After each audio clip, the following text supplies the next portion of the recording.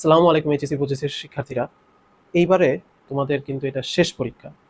তো শেষ পরীক্ষায় বসার আগে তোমাদের জন্য কিছু পরামর্শ থাকবে। আমি আশা করব সেই পরামর্শগুলো তোমরা ফলো করবা। ফলো করে অবশ্যই তারপর তুমি পরীক্ষাটা দিতে যাবা।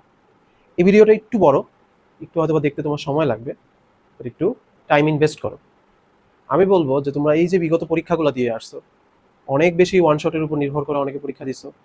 একজন যে 2 বছর বা 1.5 বছর যাবত পড়ালেখা করছে আর যে 2টা 5 ঘন্টার ওয়ান শট দেখছে, এই দুটো কোনোদিনই সমান না। তো এখন তো সময় আর কয়েকটা দিনই আছে।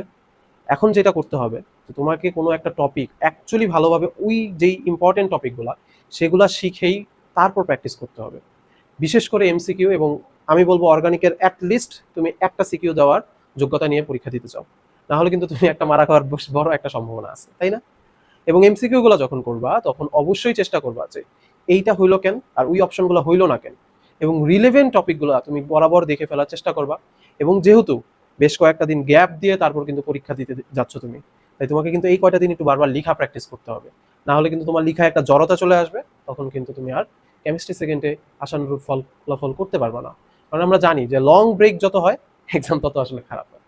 তো যাই হোক, তোমাদের একটু নীতিবাক্য শোনালাম, যেটা আই থিঙ্ক তোমাদের দরকার পড়বে। খালি ওয়ান শটের পিছনে না ঝুঁকে একটু বইটা পড়ো, একটু প্র্যাকটিস করো, ইট উইল হেল্প ইউ।